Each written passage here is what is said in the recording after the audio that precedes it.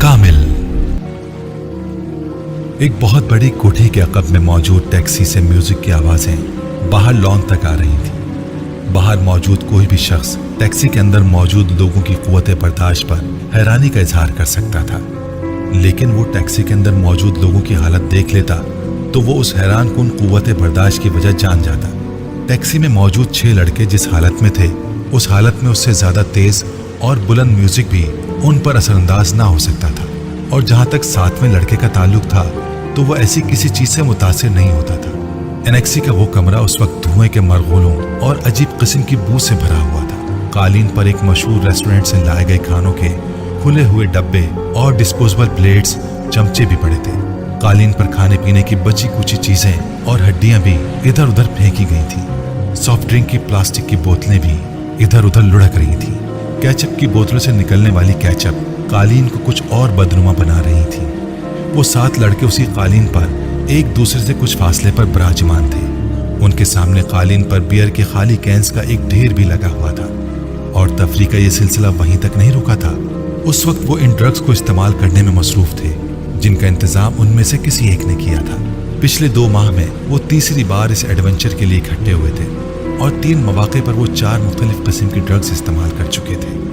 پہلی بار انہوں نے وہ ڈرگ استعمال کی تھی جو ان میں سے ایک کو اپنے باپ کے دراز سے ملی تھی۔ دوسری بار انہوں نے جو ڈرگز استعمال کی تھی وہ انہوں نے اپنے ایک اسکول فیلوز کے توسط سے اسلام آباد کے ایک کلب سے خریدی تھی، اور اس بار وہ جو ڈرگ استعمال کر رہے تھے وہ انہوں نے ایک ٹرپ پر راولپنڈی کی ایک مارکیٹ میں افغان سے خریدی تھی۔ تینوں مواقعوں پر انہوں نے ان ڈرگز کے ساتھ الکوہل کا استعمال کیا تھا، جس کا حصول ان کے لیے مشکل نہیں تھا۔ اس وقت بھی ان 7 لڑکوں میں سے 6 لڑکے پوری طرح نشے میں تھے۔ ان میں سے ایک ابھی بھی کانپتے ہاتھوں کے ساتھ ڈرگز کو سونگھنے کی کوشش کر رہا تھا، جبکہ 2 لڑکے سگریٹ پیتے ہوئے باقی لڑکوں کے ساتھ ٹوٹی پھوٹی گفتگو کر رہے تھے۔ صرف 7واں لڑکا مکمل طور پر ہوش میں تھا۔ اس لڑکے کا چہرہ پمپل سے بھرا ہوا تھا، اور اس کے گلے میں موجود ایک سیاہ تنگ ڈوری میں 3-4 تانبے کی عجیب سی شکلوں کے زیورات پروئے ہوئے تھے۔ ایلوس پریسلی سٹائلز کے کالر والی ایک چیک دار ڈارک بلو شرٹ کے ساتھ ایک بےہودہ سی سرمئی جینس پہنے ہوئے تھا، جس کے دونوں گھٹنوں پر میڈونا کا چہرہ پینٹ کیا گیا تھا۔ اس نے آنکھیں کھول کر اپنے دائیں طرف موجود لڑکوں پر ایک اچٹتی نظر ڈالی۔ اس کی آنکھیں سرخ ہو رہی تھیں، مگر اس سرخی کے باوجود ایسا کوئی تاثر نہیں دے رہی تھیں کہ وہ باقی لڑکوں کی طرح مکمل طور پر نشے کی گرفت میں تھا۔ چند منٹ انہیں دیکھنے کے بعد اس نے سیدھے ہوتے ہوئے ڈیبیا میں موجود باقی ڈرگز کون میں ڈال دی اور ایک چھوٹے سے اسٹرا کے ساتھ اسے سونگھنے لگا۔ کافی دیر بعد اس نے اسٹرا کو ایک طرف پھینک دیا اور اپنے ہاتھ کی پور پر تھوڑی سی ڈرگ رکھ کر زبان کی نوک کے ساتھ کچھ دلچسپی، تجسس مگر احتیاط کے ساتھ اسے چکھا۔ دوسرے ہی لمحے اس نے برق رفتاری کے ساتھ اپنے بائیں جانب تھوکا۔ ڈرگ یقیناً بہت اچھی کوالٹی کی تھی۔ اس کی آنکھیں اب پہلے سے زیادہ سرخ ہو رہی تھیں، مگر ابھی بھی وہ اپنے ہوش و حواس میں تھا۔ اس کے چہرے کے تاثرات سے اندازہ ہو رہا تھا کہ وہ اپنی سرگرمی سے کچھ زیادہ محظوظ نہیں ہوا۔ 1-2 منٹ کے بعد اس نے اپنے پاس قالین پر پڑے ہوئے بیئر کے کین سے چند گھونٹ لیتے ہوئے ڈرگز کے ذائقے کو صاف کرنے کی کوشش کی۔ کین رکھنے کے بعد وہ چند منٹ تک کون میں موجود ڈرگز کو دیکھتا رہا۔ دوسرے 6 لڑکے اس وقت نشے میں پوری طرح دھت کارپیٹ پر اوندھے سیدھے پڑے تھے، مگر وہ اب بھی اسی طرح بیٹھا کین میں موجود بیئر کے گھونٹ لیتے ہوئے پرسوچ انداز میں ان سب کو دیکھتا رہا۔ اس کی آنکھیں اب متورم ہو رہی تھیں، مگر ان میں موجود چمک بتا رہی تھی کہ وہ ابھی بھی مکمل طور پر نشے میں نہیں ہے۔ یہ اس کے ساتھ تیسری بار ہوا تھا۔ پہلی 2 بار ڈرگز استعمال کرنے کے بعد وہ اسی طرح بیٹھا رہا تھا، جبکہ اس کے دوست بہت جلد نشے میں دھت ہوئے تھے۔ رات کے پچھلے پہر وہ ان لوگوں کو اسی حالت میں چھوڑ کر خود گھر آ گیا تھا۔ آج بھی وہ یہی کرنا چاہتا تھا۔ کمرے کے اندر موجود ڈرگ کی بو سے اب پہلی بار وہ الجھنے لگا۔ اس نے کھڑے ہونے کی کوشش کی اور وہ لڑکھڑایا۔ اپنی لڑکھڑاہٹ پر قابو پاتے ہوئے وہ سیدھا کھڑا ہو گیا۔ نیچے جھک کر اس نے کارپیٹ سے کی رنگ، والیٹ اور کریڈٹ کارڈ اٹھائے۔ پھر آگے بڑھ کر اس نے اسٹیریو کو بند کر دیا۔ اپنی متورم اور سرخ آنکھوں سے اس نے کمرے میں ایک نظر دوڑائی، یوں جیسے وہ کوئی چیز یاد کرنے کی کوشش کر رہا ہو۔ پھر وہ کمرے کے دروازے کی طرف بڑھ گیا۔ ایک بار پھر نیچے بیٹھ کر اسے جاکرز پہنے، ان کے تسموں کو ٹخنوں کے گرد لپیٹ کر گرہ باندھی۔ پھر دروازے کا لاک کھول کر وہ باہر نکل گیا۔ روشنی سے یکدم وہ کوریڈور کی تاریکی میں آ گیا تھا۔ اندھیرے میں اپنا راستہ ڈھونڈتے ہوئے وہ انیکسی کے بیرونی دروازے کو کھولتا ہوا باہر لان میں آ گیا۔ एनेक्सी की सीढ़ियां उतरते हुए अपनी नाक से कोई चीज बहती महसूस हुई। बायां हाथ उठाकर उसने अपने ऊपरी होंठ पर रखा। उसकी उंगलियां चिपचिपाने लगी थी। उसने हाथ उठाते हुए अपनी उंगलियों को एनेक्सी की बैरूनी लाइट की रोशनी में देखा। उसकी पोरों पर खून के कतरे लगे हुए थे। उसने अपनी ट्राउजर की जेब टटोलते हुए अंदर से एक रुमाल बरामद किया और अपनी पोरों पर लगा खून साफ किया। उसके बाद उसी रुमाल के साथ उसने अपनी नाक से चमकने वाला खून साफ किया। उसे अपने हलक में कोई चीज चुभती हुई महसूस हुई। उसने खनकार कर अपना गला साफ करने की कोशिश की। उसे अब अपने सीने में घुटन का एहसास होने लगा। चंद गहरी सांस लेकर उसने घुटन को कम करने की कोशिश की। वहीं खड़े खड़े उसने 2-3 बार नीचे थूका और एक बार फिर सीढ़ियां उतरने के लिए कदम बढ़ाया। वो एकदम ठटक कर रह गया। उसकी नाक में अजीब सी सनसनाहट हुई और फिर एकदम कोई चीज पूरी कुव्वत से बहने लगी। वो बेख्तियार कमर के बल झुक गया। एक धार की सूरत में उसकी नाक से निकलने वाला खून सीढ़ियों पर गिरने लगा था। मार्बल पर फिसलता हुआ खून वो उसे देखता रहा।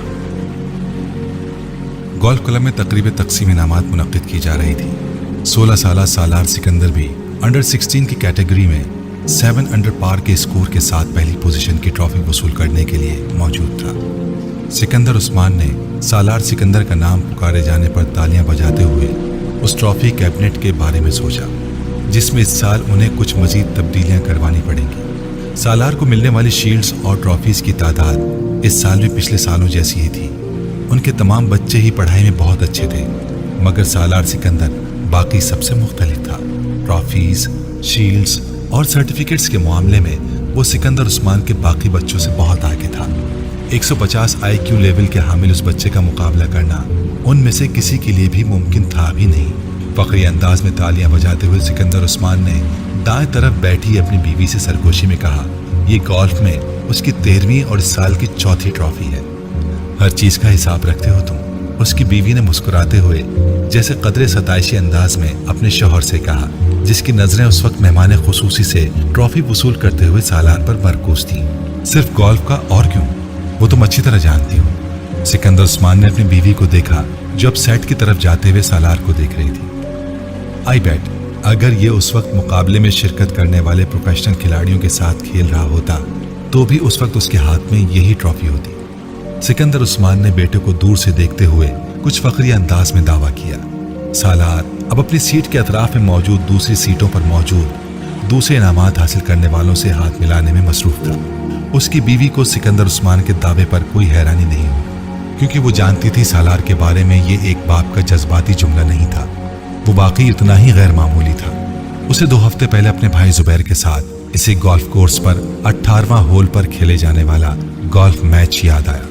रफ में तफाकत गिर जाने वाली एक बॉल को वो जिस सफाई और महारत के साथ वापस ग्रीन पर लाया था, उसने जुबैर को महवे हयात कर दिया।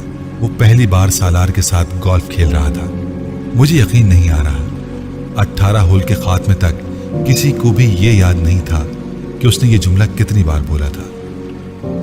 रफ से खेले जाने वाली शॉट ने अगर उसे महवे हैरत किया था तो सालार सिकंदर के पटर्स ने उसे दम बखुद कर दिया था। गेंद को होल में जाते देखकर उसने क्लब के सहारे खड़े खड़े सिर्फ गर्दन मोड़कर आंखों ही आंखों में सालार सिकंदर और उसके होल के दरमियान मौजूद फासले को नापा था और जैसे बेयकीनी से सर हिलाते हुए सालार को देखा। आज सालार साहब अच्छा नहीं खेल रहे। जुबैर ने मुड़कर बेयकीनी के आलम में अपने पीछे खड़े कैडी को देखा, जो गोल्फ कार्ट को पकड़े सालार को देख के बड़बड़ा रहा था। अभी अच्छा नहीं खेल रहा?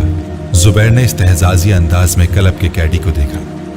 हाँ साहब, वरना बॉल कभी रफ में ना जाती, कैडी ने बड़े मामूली अंदाज में उन्हें बताया। आप आज यहाँ पहली बार खेल रहे हैं और सालार साहब पिछले 7 साल से यहाँ खेल रहे हैं। मैं इसीलिए कह रहा हूँ कि आज वो अच्छा नहीं खेल रहे। कैडी ने जुबैर की मालूमात में इजाफा किया और जुबैर ने अपनी बहन को देखा जो फखरी अंदाज में मुस्कुरा रही थी। अगली बार मैं पूरी तैयारी के साथ आऊंगा और अगली बार खेल की जगह का इंतखाब भी मैं करूंगा। जुबैर ने कुछ खिफ़त के आलम में अपनी बहन के साथ सालार की तरफ जाते हुए देखा। एनी टाइम एनी प्लेस, उन्होंने सालार की तरफ अपने भाई को पूरे एतमाद अंदाज में चैलेंज करते हुए कहा। मैं तुम्हें इस वीकेंड पर टीए और डीए के साथ कराची बुलवाना चाहता हूँ, उन्होंने सालार के करीब पहुंचकर हल्के फुल्के अंदाज में कहा। सालार मुस्कुराया। किस लिए? मेरे बिहाफ पर तुम्हें कराची चैम्बर ऑफ कॉमर्स के सदर के साथ एक मैच खेलना है। मैं इस बार इलेक्शंस में उससे हारा हूँ।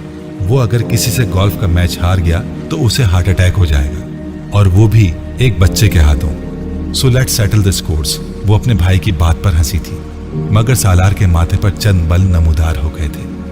बच्चा, उसने उनके जुमले में मौजूद वाहिद काबिल एतराज लफ्ज पर जोर देते हुए उसे दोहराया। मेरा ख्याल है अंकल, मुझे कल आपके साथ 18 होल्स का एक और गेम खेलना पड़ेगा।